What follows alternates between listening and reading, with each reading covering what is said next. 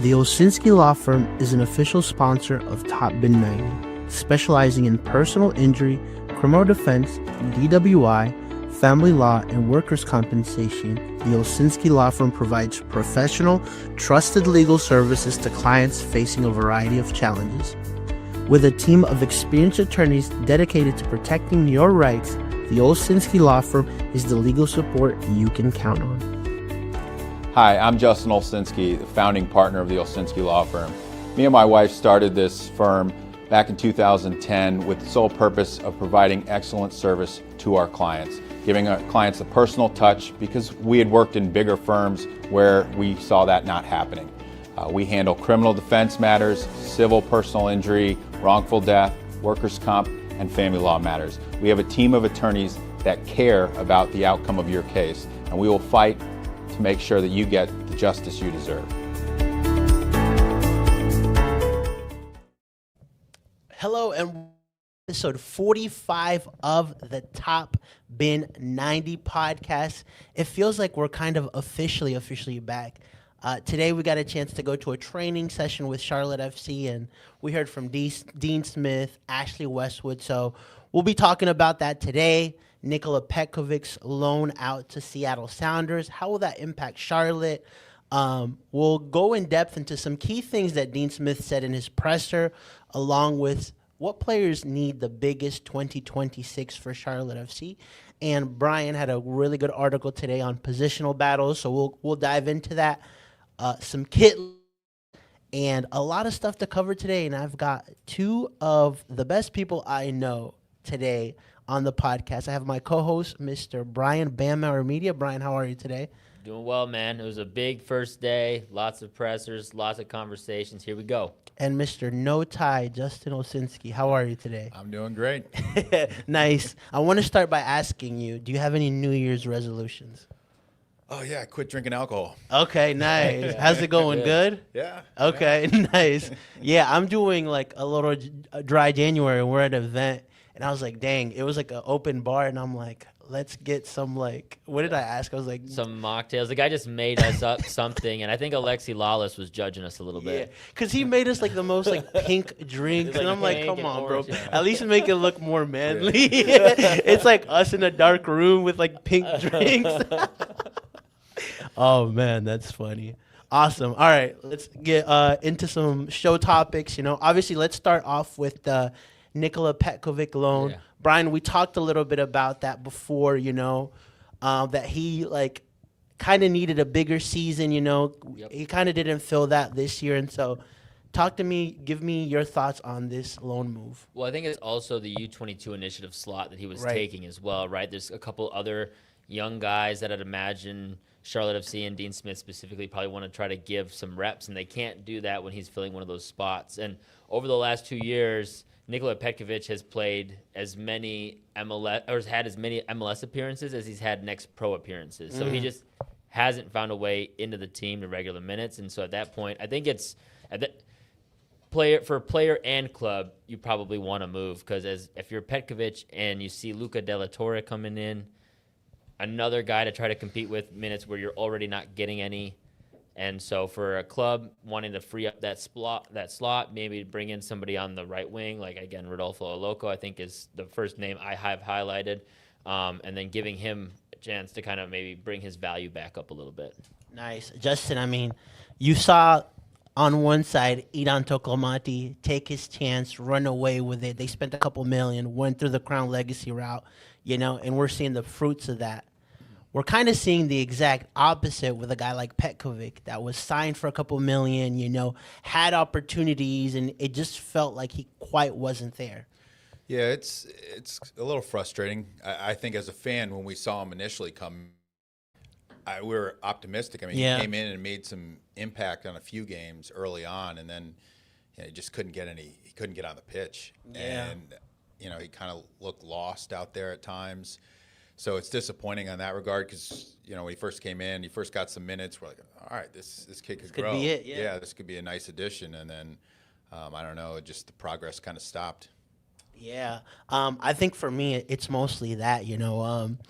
I think near the end of the season, we could tell who was in favor with Dean and who wasn't, especially in the playoffs, and so guys like Abada, like him, weren't really seeing minutes, right? I mean, Abada had that, you mentioned that first game against against New York, where he just didn't look good in the playoffs. And then by game 2 and 3, you were like, okay, like this is what kind of Dean is counting on, and these guys weren't it. And hopefully, I mean, like, it doesn't sound like, at least under Dean Smith, that they count on. So hopefully on our end, he has a really good season at Seattle Sounders, and hopefully they can move him on, because I think it's going to be pretty tough, even if he has a great season at Seattle, to get back into this team. No, yeah, for sure. But, I mean, if there's a spot for him to go, I would say Seattle's a great landing spot. You're still on a team that's going to be competing in the playoff picture, competing for trophies. They do that every year. And this is kind of like a Seattle-type move. Maybe not fitting into another club, finding a way to get value out of it. And, I mean, Schmetzer's like the best at getting just like his entire depth chart to kind of just fill roles and replace each other. And, like, the level of the team just doesn't drop. So if he finds a way to do that, he could easily elevate his game and his stock pretty quickly. Nice, yeah. And so we'll be kind of on the lookout in terms of what Nikola Petkovic does at Seattle, And it's a team from the West, too, so it's not, like, truly affecting you, unless we face him in the MLS Cup final, and then he scores a brace and wins it for them. That would hurt, Awesome. And then today we also heard from Dean Smith, in a press conference. So we have some of those clips, and we want to analyze some of the stuff that Dean had said. So let's go ahead and play it. Rodolfo will probably be back in a week. Wilf will probably come back in about 10 days.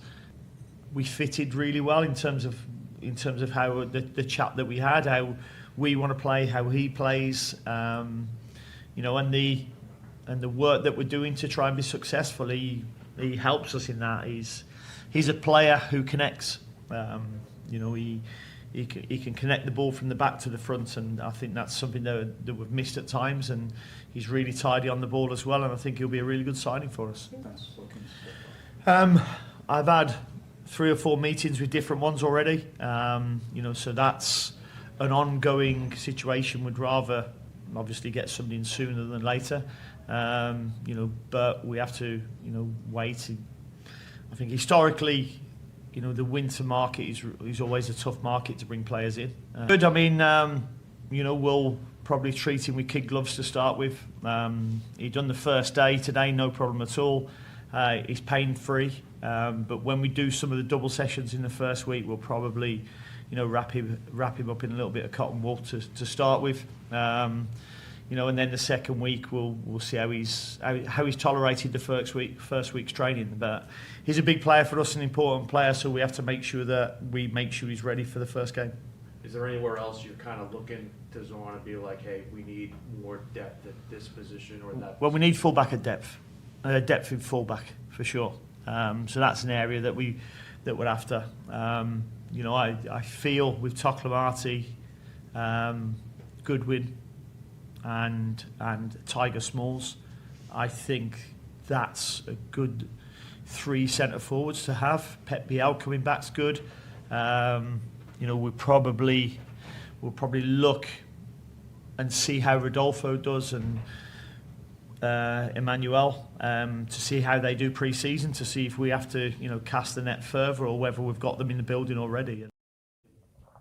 Awesome. So those are some of the key takeaways we had from Dean Smith's presser. Obviously, first day of training today, no Zaha, no Abada as well, just because he just had a baby, he mentioned, and so he'll be back in training soon.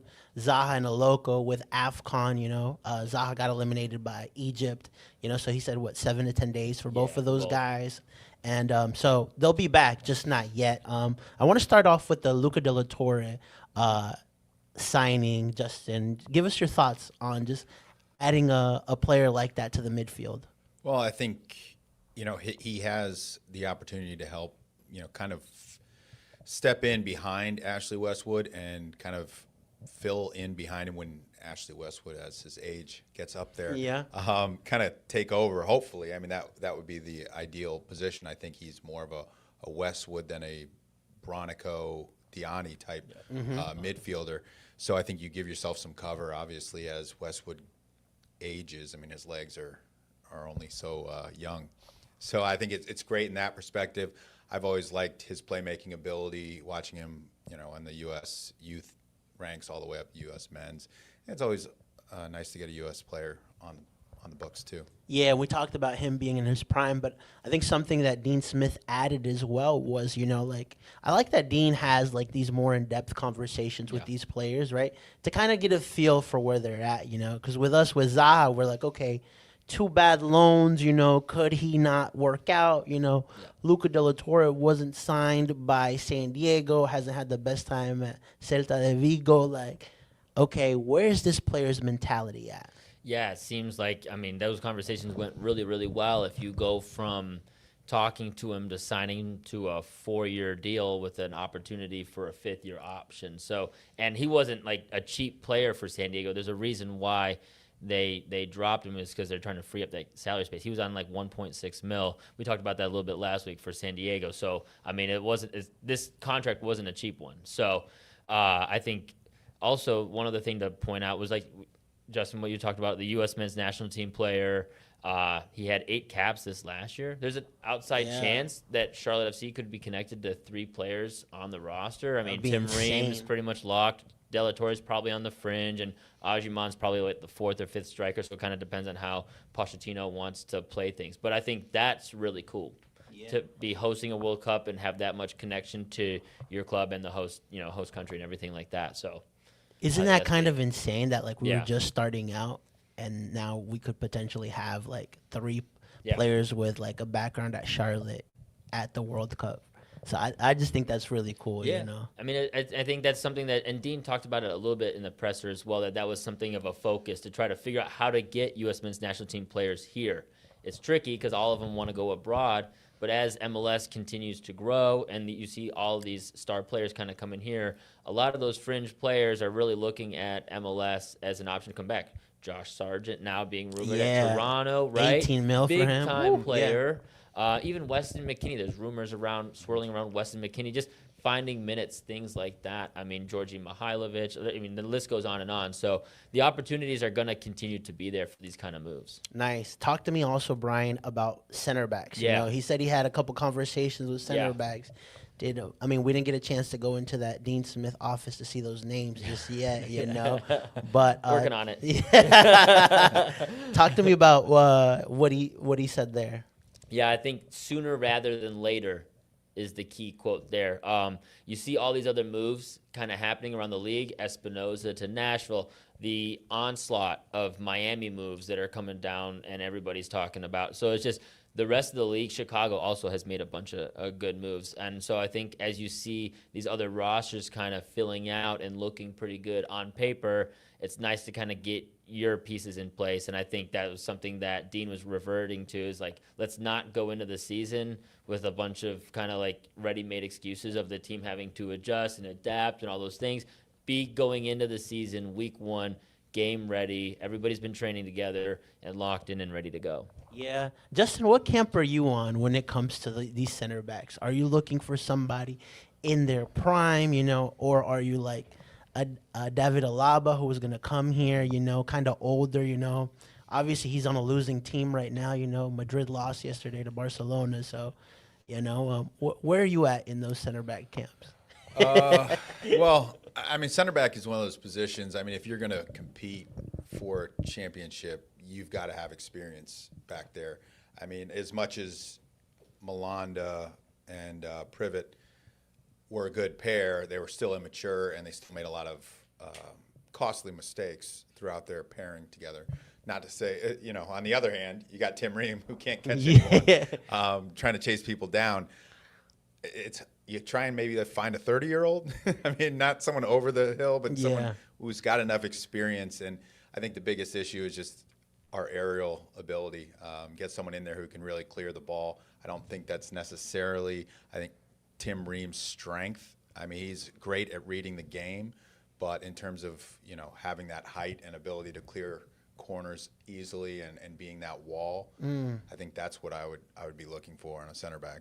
Nice. Also, somebody just be an anchor, maybe a little bit stronger in the 1v1 situations. I think that's one area where Reem has shown at times it's a little bit weak. Just 1v1, especially when it's in transition moments Yeah, like we we saw saw in in that New very York, last yeah. game. So I think having an anchor back there, I mean, that's what Malanda had been, right? An anchor and also capable of distributing. So I think that's ideally what they're going to be looking for. Yeah, and then I mean, Dean, we talked about that. I mean, ready-made to start in MLS center back is what we need, you know. Yeah. But I know Dean also mentioned fullback, you Yep. know, and so I mean, if you're looking at the squad, to me, you got two good starting fullbacks Yeah. in, you know, Toffolo and Nathan Byrne, right? But I guess like that second pair, somebody that can come in. I mean, they got rid of a Yeah. guy like Scardina who was there, you know, and so like, what are your thoughts there? What should they be looking for? Well, I mean, at least a depth piece at the very least. I mean, Micah Thomas is the only depth they have as at left back, and so I mean, I guess you could say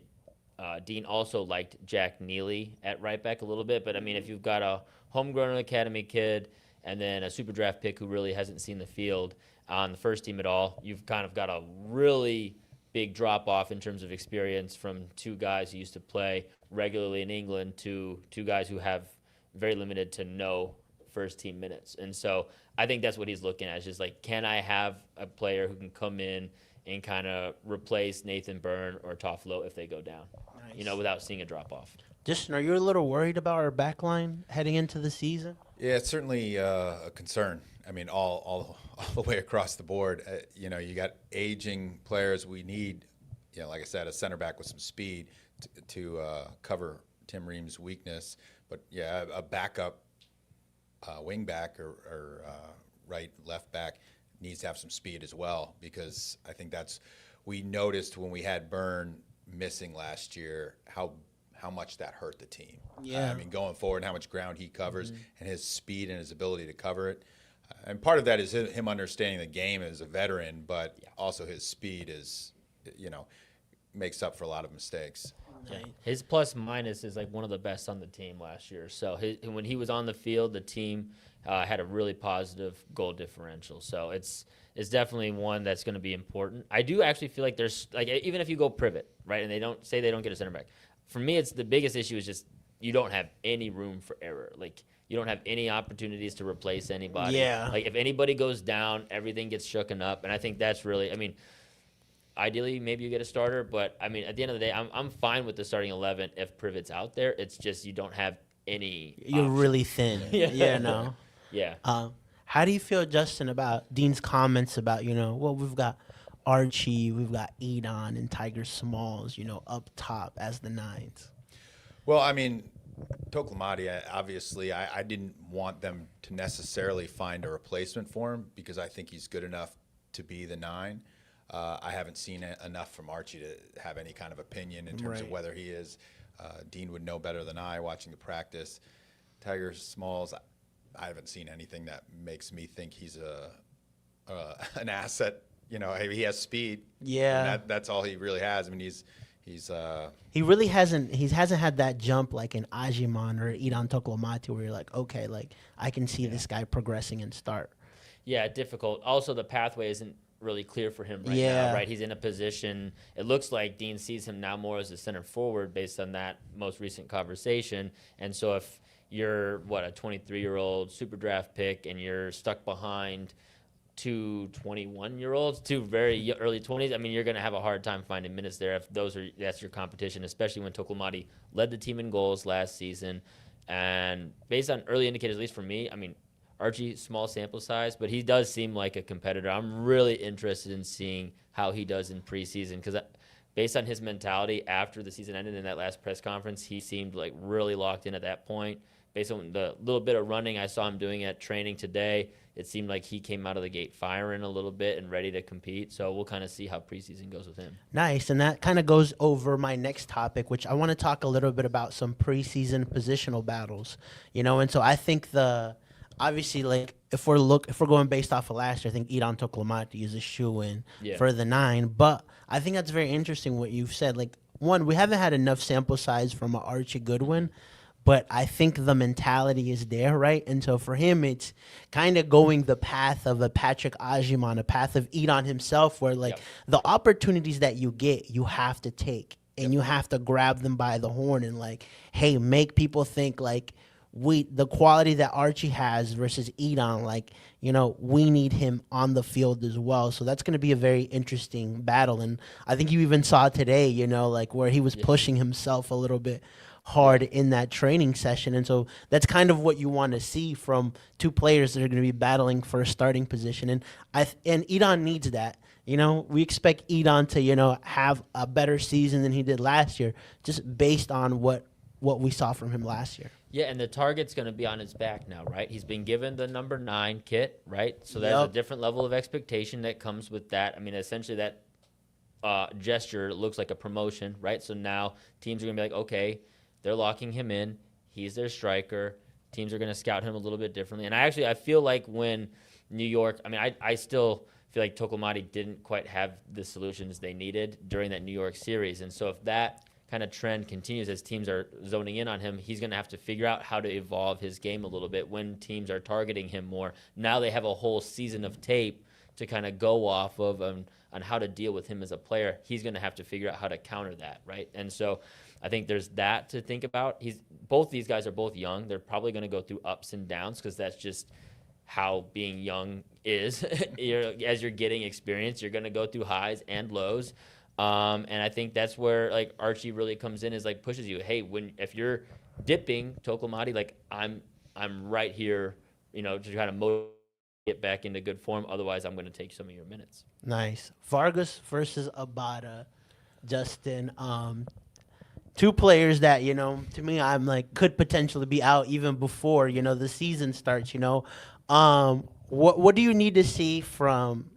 If Abada stays, what do you need to see from him? I need to see consistency.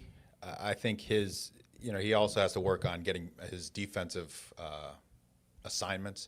I think he struggles with that. He struggles with any kind of physicality. And that you notice he just doesn't get involved in the games. There's certain games, you know, he'll come in and he'll be electric, and he'll be electric for 10 minutes. And that's about his best game. And, you know, Vargas is consistently putting 70, 80 minutes of good work out there. Yeah. And Abada can't do it. And, you know, I would personally, I'd be surprised if Abada was on the team. But, you know, if he is, I hope he can use that as a learning experience and compete, because we want all these guys competing at each position because they all get better that way. Brian, does fatherhood make you a better soccer player?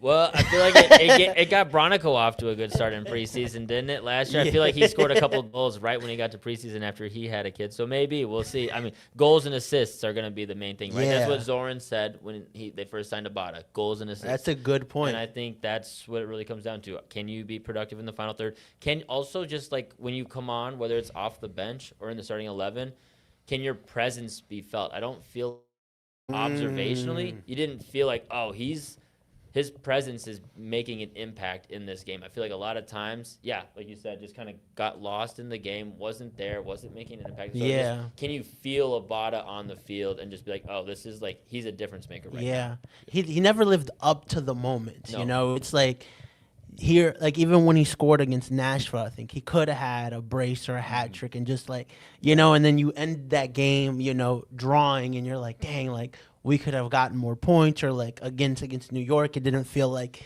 you know, oh, okay, Abada is here, you know? Yeah. And so I think that, I mean, for Vargas, I think he's improved as a player. Like that last version of Vargas that we saw near the end of the season, I want to see again, you know? And so he's improved as a player. The defensive side is nothing to ever question from him, you know? So Dean likes that. And it's just for him is continuing to add goals and assists to this team. Yeah, and Vargas is a floor raiser for me, right? Like he's on a cheaper salary compared to like when you're looking at the DPs and some of these other guys. And you can count on him when he's on the field to give and to be 100% Vargas, sort of like a Bronico. Like you can count on what they're going to do and how they're going to produce, the way they're going to be when they're out there. And I think there's certain guys where it's just valuable to have those kind of players out there for you, And it also spreads out where you can have DPs or bigger level signings in other spots on the field, and he just gives you an extra option on that wing. Nice. Justin, I think the midfield is going to be a very interesting battle this year. You've got Ashley Westwood, you've got Brant Bronico, Luca De La Torre, Diani, who's still going to be here, and Koulibaly, who's a U22, but we really didn't see much of him last year. And so, what are your thoughts going into this season with, specifically those 5 players that are going to be pushing for maybe 2 positions? Well, we already know Bronico's a favorite of Dean's, so he's gotten an inside track with his, and he should. You need guys who, as Brian was talking about, just guys you can rely on, who are going to give it 110% all the time. You know exactly what you're getting from Bronico. Yep. Whether he can finish, that's not necessarily his game, but you're going to get everything else. I think that gives him a leg up on Diani. I haven't seen enough from Diani to really think he's going to factor into this equation. Okay. I think we got replacements for him. He's clumsy on challenges and gets beat too easily and is consistently out of position. So I would be surprised if he comes into this fold and is playing regular minutes. I think it's an indicator that Bronico, in a contract year or contract and option years for these guys, Bronico got the extension through 2027 plus an option for 2028, and Diani is still now. He got his option exercised, but he didn't get a new contract. So for me, I look at situations like that because that's a really good. And where the money goes is usually the answer to some of these questions. And they signed Bronico to a new deal. Diani's on an option. This is a big year for Diani. He's got to figure this thing out if he's gonna stay or not. And I think Bronico. That new contract indicates he's in here for the long haul. Probably regular minutes again. He's never had less than 2,000 minutes in a season. I wouldn't bet against him. We've tried betting against him multiple times. I would say many people have. Fans, we've talked about whether or not he gets rotated out based on other signings they've had. He finds a way on the field. That's just what he does. For sure. I think also I would say dependent on what Luca De La Torre can provide for this team, right? Because at some point, just how Dean is and how this team plays, you need that Bronico on the field, whether it's for 30 minutes, whether it's to start a game, and so because that's not really the quality that a guy like Luca De La Torre brings. So it'll be very interesting. Matt Livingston says, we bought De La Torre to put Bronico on the bench. Being a runner isn't a prerequisite for being a top midfielder. Hey, listen, never bet against Brant Bronico. I just wouldn't. There is the option that, and I think this adds to the right wing competition a little bit. I think there's a chance that you see Luca, Ashley, and Bronico as a flat 3, and then you have BL pushed out wide on the right wing. Yeah. I think there's absolutely a scenario where, and Dean kind of hinted at it in the presser a little bit. He said, I play a flat 3, I play a 1-2, and I play a 2-1 with my midfield. And so he kind of laid out that he's got 5 different players and 5 different scenarios where he can kind of move these things around. So my guess is that Luca De La Torre also adds a profile to where he feels a little bit more comfortable playing a flat 3 like that and still having some creativity and some progression moving forward that Bronico doesn't provide when he's in that flat 3 the way that he was. And Justin, we've seen, Pep Biel on that right wing, and he's been effective at the right wing as well. Yeah, and I think, like what Brian said, De La Torre can move around as a distributor. I don't think it really impacts Bronico. They're not the same type of player. I think Bronico is more of a physical enforcer on the defensive end, and that's not De La Torre's game. And Bronico was playing out of position. People give him a lot of grief, especially for the misses down the stretch, but he was playing out of position that whole. Most players that are playing out of position, you're not going to get the same strengths. That's that's the dip. Ideally, you don't have it, but he brings other assets to the field. And ideally, Bronico's not in that second striker, the top part of that 4-4-2 that they play out of position. So I think that's where BL or De La Torre maybe comes into play there. Nice. You spoke about Diani a little bit. How we need to see more from him, right? Justin, which Charlotte FC player do you think needs the biggest 2026? Well, I mean, if Diani wants to stay in the league, I suppose he needs the biggest one. But for me, I think Pep Biel needs to come back and show what he was before the injury, because now he's a designated player. We can't. Well, if Abada stays on the roster, we cannot have 2 dead DP spots. Great point. He needs to produce. I mean, Abada needs to produce if he's there as well, but you can't have DPs in the MLS not producing goals. Yeah. So he needs to come in and play like he was before the injury. Nice. I think he'll be a little bit more motivated too, seeing like, man, like I could have made a difference in this playoffs, you know, and so like we needed that creativity. We needed somebody that, you know, can put the team on his back, like Pep Biel. Yep.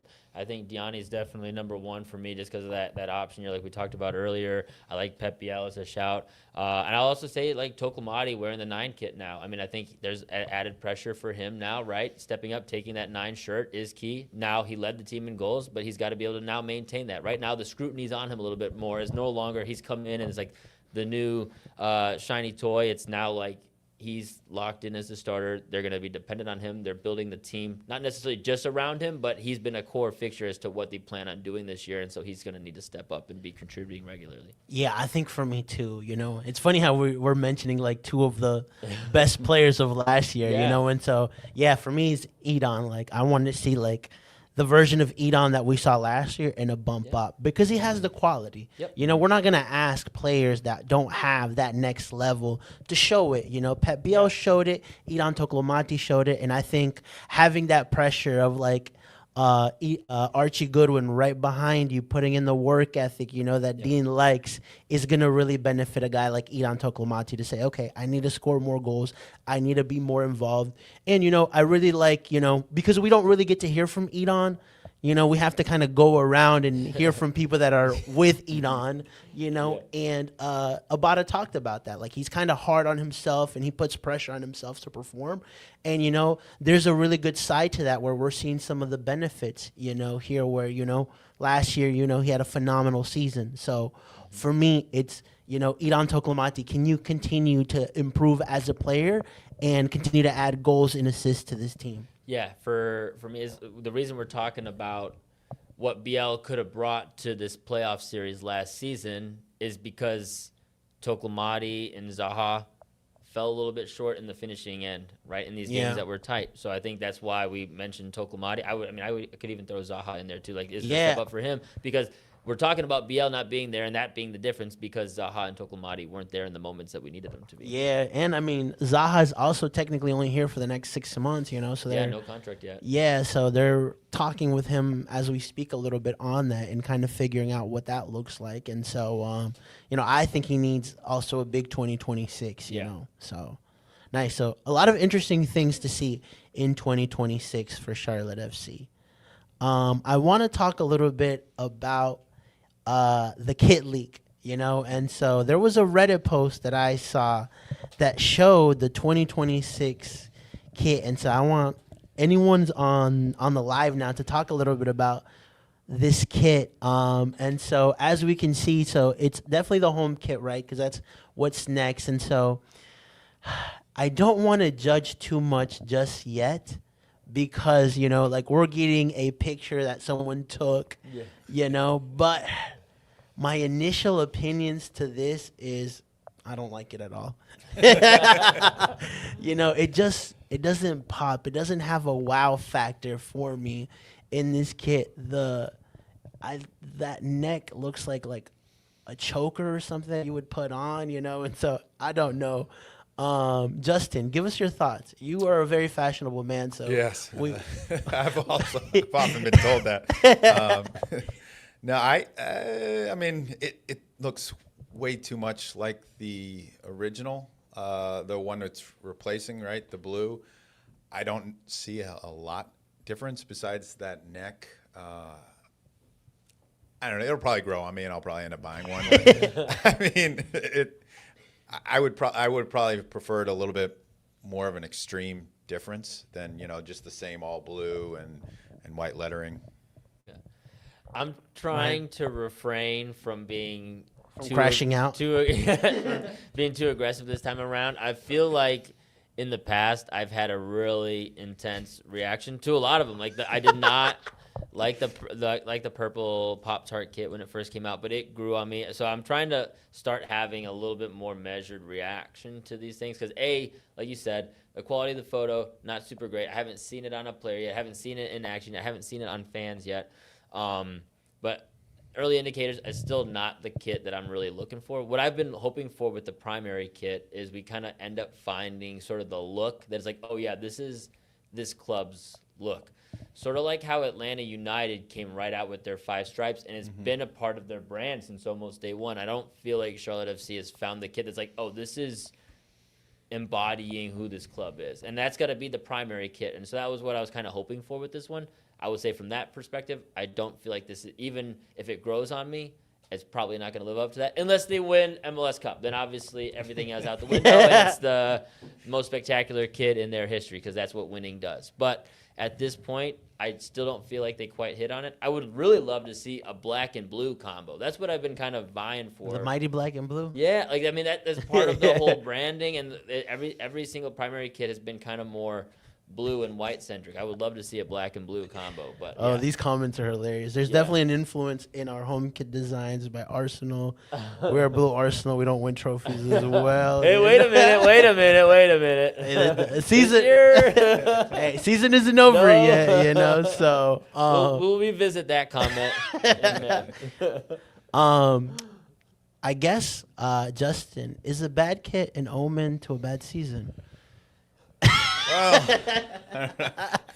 I think our depth is going to be the omen for the season. I think we need a handful of signings that haven't been coming in, or we're really going to need those Crown Legacy players to step in. But I mean, it doesn't get the fan base excited, and that can. It just kind of early thoughts is it feels like a miss because the last 2 kits, like, yo, the Lightning kit was good. Yo, the away kit for last season was great. And I'm looking at this and I'm like, you know. Yeah. Pull the Zaha. Yeah, on this one. you know, and so, but I think with kits it's very interesting because we all have like a personal opinion based on what we like. Yeah. You know, because I really loved the Crown Jewel kit. Yeah. And I felt like I was in the minority with that. People are like, oh, I don't like this kit. I was like, where is a nice like purple color anyways? And then people were like, because I was hyping it up. And then everybody was like, you hyped this up too much. And I was like, what? I love the kit. But you mentioned the mint kit a lot. The mint is the one where like I had a really positive reaction right out of the gate when I saw it launch, and it's still stayed as my favorite since. I've never dropped that one. I think the mint kit. I know a lot of other clubs have done a mint kit, but I feel like the way they did it with like it's just a hint of mint, and it was like a sleek black look. I've always really liked that one. Is there one that stands out to you, Justin? Yeah, I mean the mint is certainly one of them, but. Yeah, I mean, the Crown. I mean, I'm just amazed. They have a lot of difference. I'm an Everton fan, so there's not a lot of difference when you talk about Premier League. It's just a blue shirt and like a sort of little change. Yeah. We get pretty good change. Yeah. Pro and con. Actually, that's a fair point. I mean, yeah. like you look at some of these other leagues, like, well, it's blue, and now we put a little wave across. Like, I mean, you can barely even see it. They're just blue. It's Chelsea. It's blue. All right. Yeah. There's not a lot of change. We get a pretty good amount of change and a lot of interesting kits. So. The only thing they changed the prices. No, all right, that'll be an extra $20 now. Now, I do feel like over time, as they kind of figure out what the look of this club is, I would imagine the change starts to decrease. Like if they really hit on like again a primary kit where it's like, hey, this is the one that really lands, I'd imagine the variety might change a little bit. Look at Atlanta. I mean, Atlanta United doesn't. I mean, or even Cincinnati is another good example. I don't feel like they changed because they kind of hit on the branding for what their kind of kit looks like out of the gate. I don't know. Did they hit on that one? My opinion. Oh, I don't think you didn't Cincinnati. Like Cincinnati. Oh, really? No, I don't like Cincinnati's kid. That's. Well, I feel like they have because they keep They think running they with hit, it. So I feel like we cracked the code. You know, this is why MLS teams do a rebrand that nobody asks for every 3 or 4 years. You know, it's so they can figure out something new for the kids. You know, so I'm curious to see what club next does another rebrand. Like, wait, what? So that's my theory now. So you're thinking Charlotte FC does a rebrand in 3 or 4 They're gonna years? do a rebrand either next run year out or of the good year. ideas. Yeah, they're like, okay, like let's change something. Like let's put like I don't know, like That's to get your blue and yeah. black. Yeah, there you That'll be go. the That was the rebrand. whole. I just need the rebrand. Nice. Okay, awesome. All right, let's move on to the next topic. Well, I want to answer some fan questions that were brought in. And so the first one's from Mike. Shout out to him. He's a great guy. I know him well. Based on the current squad, what formation or structural changes do you expect to see? Brian? Well, I mean, I think we touched on it a little bit earlier. Dean liking to play both the flat 3, the 2-1, and the 1-2 in midfield. I think there's going to be more flexibility in how he approaches that midfield. Again, I think that ends up at sometimes pushing BL out wide to the right, especially if we don't have Abada and or Vargas on the roster. I think that's really going to be the indicator there. Out of the gate is in formation change. Other than that, Dean has not really shown to change his formation up too much. I think the main thing is just having some different variety of options in the midfield. That would be the main thing for me. Other than that, I would still bet 4-4-2, mid block to low block, stay compact defensively, off the ball, push for counters. And I think that's going to be make or break for this team. We talked about this last week when it came to what Tom Bogert and Tab Ramos were talking a little bit about, looking for Charlotte FC to make an evolution. Can there be a wrinkle to what Dean brings from that sort of more countering style that he does with the compactness defensively? Can he find a way to maybe add a little bit more ball progression that actually clicks and links up play a little bit better? And then control games.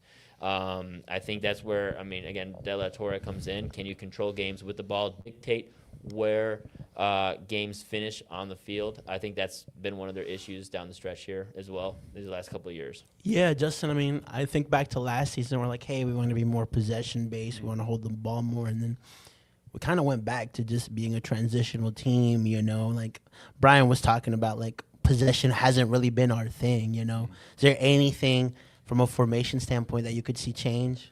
Well, hopefully with De La Torre, he's a better on-ball player than Diani. So if you had him playing with Westwood and BL, I mean, you could easily see those three linking up and kind of creating the continuity that way. Whereas we see with Bronico and Diani back there, and it's Westwood, it's just Westwood playing long balls. And trying to hit basically two-line passes through and create from the back of the midfield. That's why we just really became one dimension in the counterattack, and we couldn't really produce anything. So hopefully De La Torre, I mean, they were putting a lot on De La Torre, but they gave him a contract for a reason. Yeah. They believe he can create, and he's a creator. So, he's got to come in there and step in and help add and facilitate, because we can't have BL and Westwood and Zaha doing it all themselves. We need extra creators. Yeah, I mean, the more I think about it, too, the biggest thing that I see changing is that I think he wants to have Brant out there for the running, for the covering those spaces. He's a nuisance. He can pick a ball off of somebody, right? And so we're gonna see. I would imagine early season prediction for me would be that three of Westwood, Luca, and Brant Bronico. And then we see Pet BL playing on the right wing.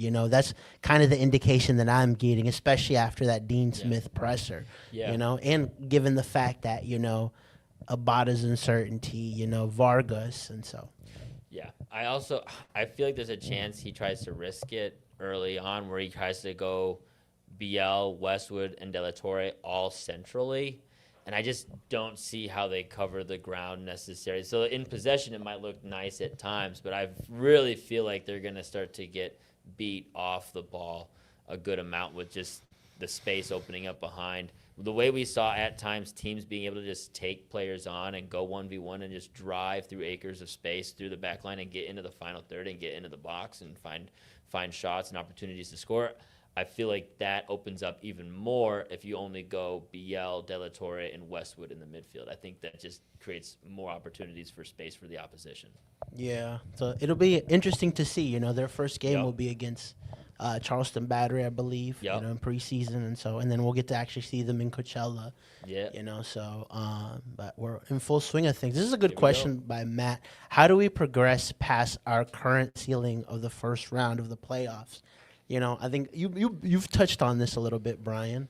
Yeah, well, I mean, I think the ceiling players need to step up, right? I feel like the floor of this team is there. You have guys you can count on week in and week out. You've got your Broncos, you've got your Vargases, you've got your just this team as a core has always been able to kind of get, especially under Dean, has been able to find a way to get into the playoffs, have a solid floor, find ways to get results, go on a hot streak at some point during the season, build momentum, and get there. The problem is in these key moments where you're running up against a hot team that's only preparing for you. Everything else is out the window. They're only focusing on you. And in those moments, your key players really need to step up. That's what the MLS Cup playoff run is all about, is your key players stepping up. And I don't feel like Charlotte has ever been able to really see that happen. Yeah. Whether it's Zaha and Toklomati last year, I feel like a little bit of disappearing. They had they actually had opportunities. I went back and looked at the stats because, shameless plug, I've got a Pep Biel article coming out tomorrow analyzing when he was on the field versus when he's off. And I looked at some of the shots that they had. Toklomati and Zaha had many opportunities. They just were all blocked, off target, many of them.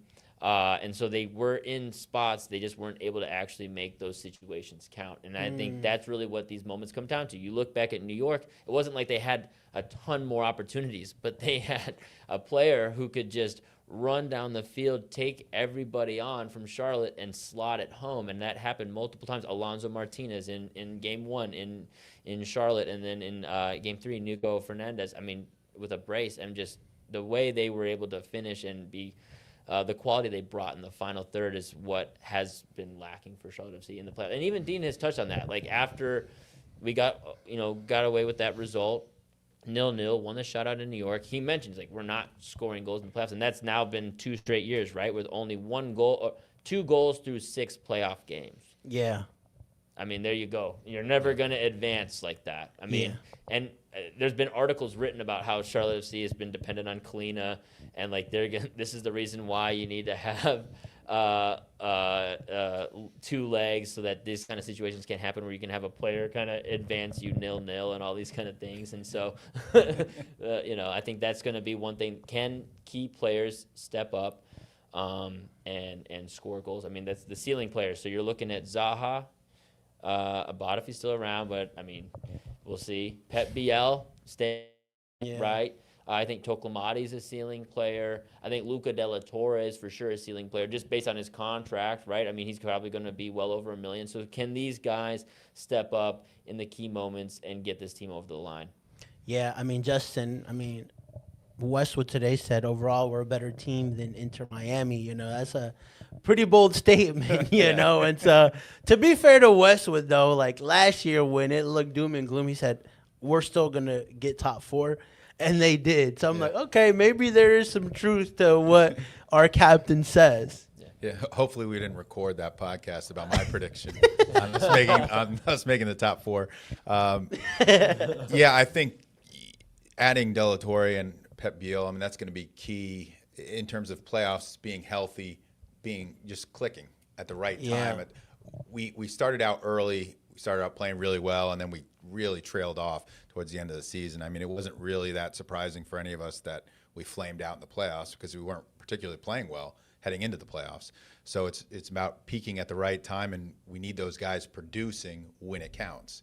And that means producing opportunities, making those through balls that are creating those opportunities for Toklomati to finish, or Vargas, or whoever it is. We relied too much on, we got, with the injuries, Westwood and Zaha were pretty much our only opportunities to link up play to Toklomati, and it just didn't pan out. Yeah, I think for me to progress is like, hey, what are the options off the bench? Yeah, that's a good one too.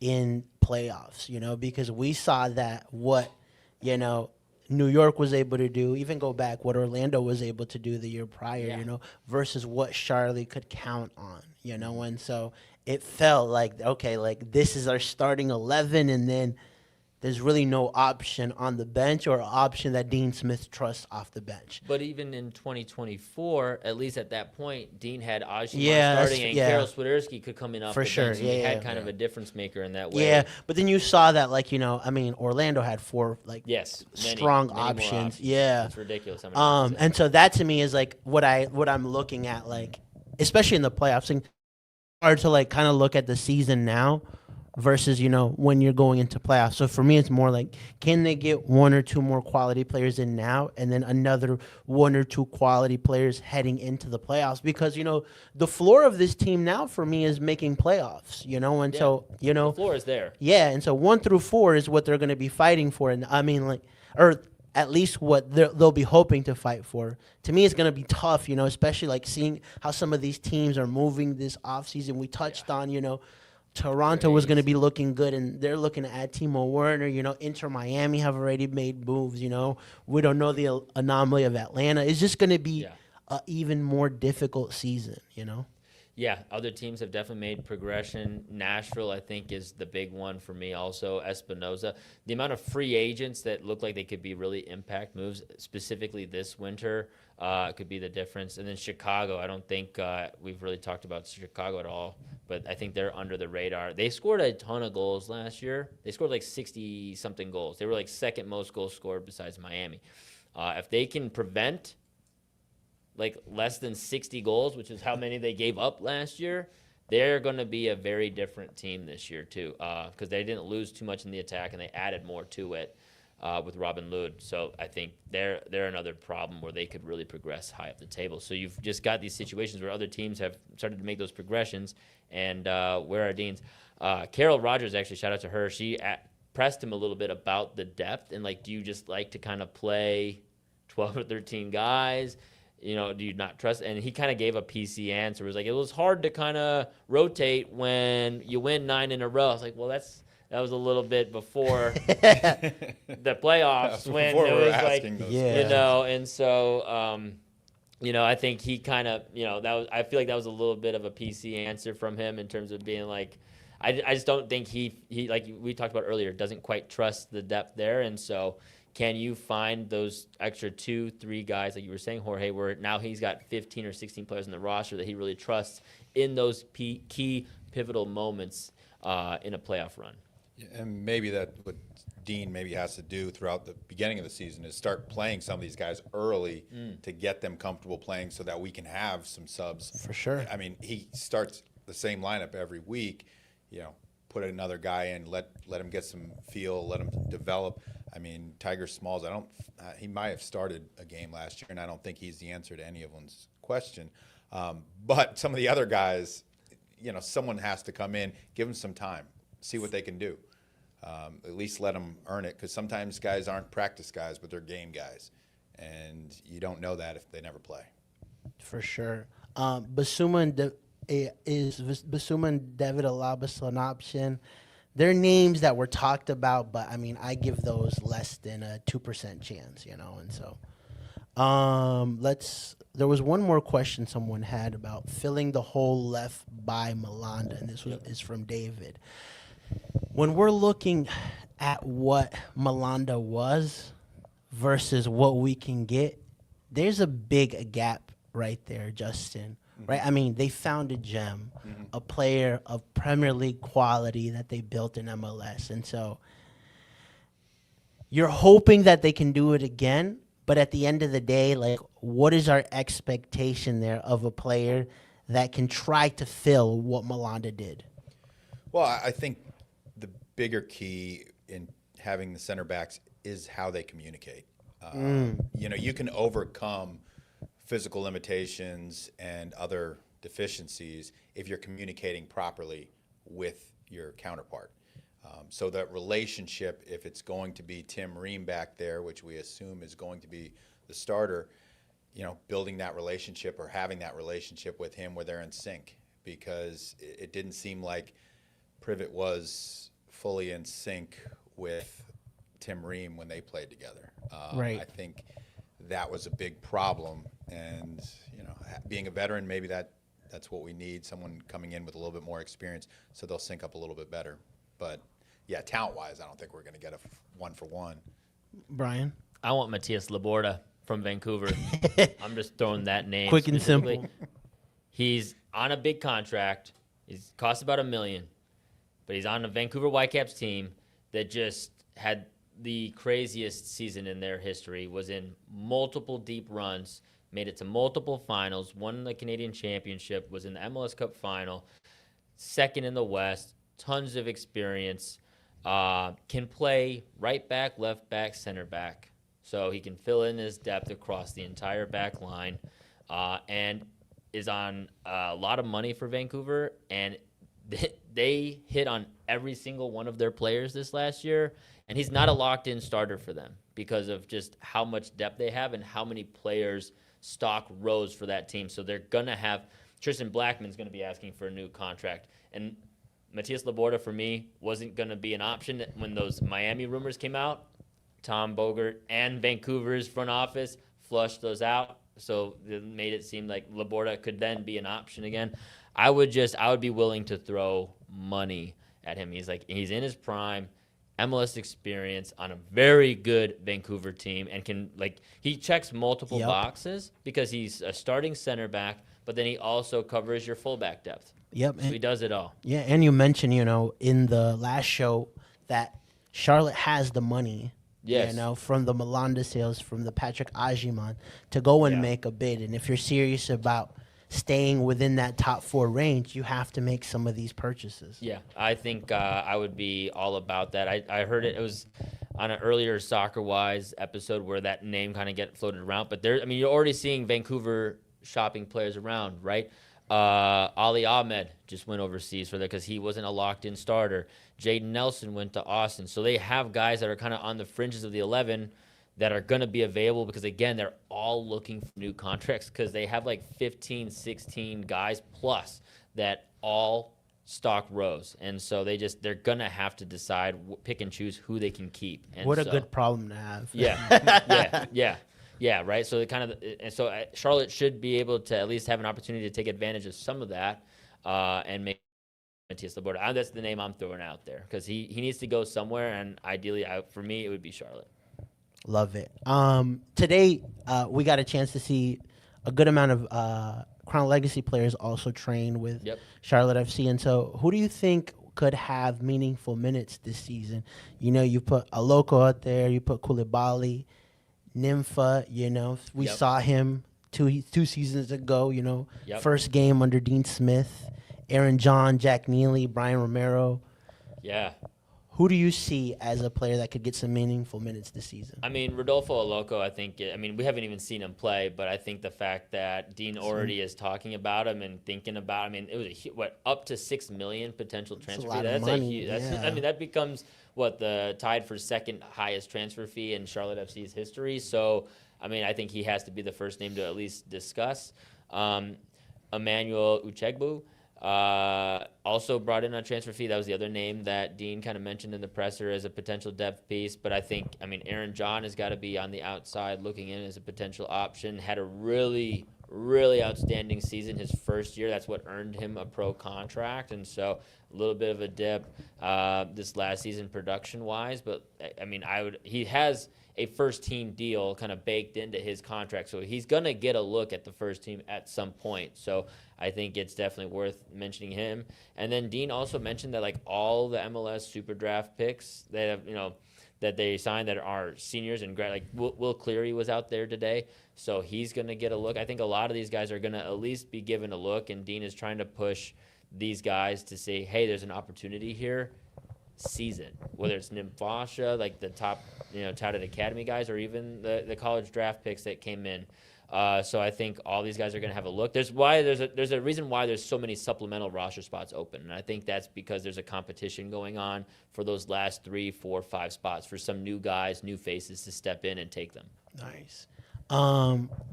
Justin, is there anyone that has your eye? We saw in the last couple of years guys like Edon come through the ranks, Patrick Ajiman come through the Privet at some point came through the ranks as well. So there is a good history of the club looking within and finding good players. Well, I think as anyone who follows the U.S. team, Nymphos is got to be the guy.